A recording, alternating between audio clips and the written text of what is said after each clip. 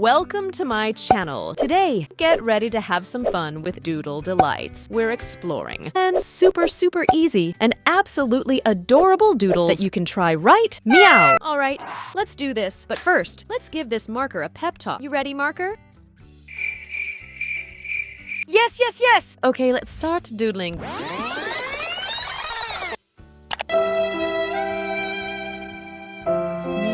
And my struggles. 2,000 years later.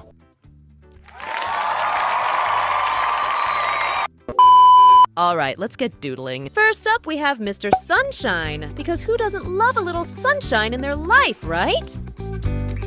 Okay, and next, we have Lovey-Dovey Heart. Oh, isn't it just adorable? Okay, now on to Dizzy Doodlebug. He's a little wonky, but that just adds to his charm, don't you think?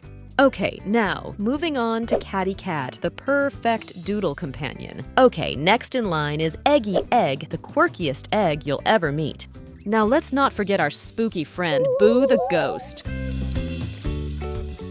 Okay, next, we draw a cute light bulb.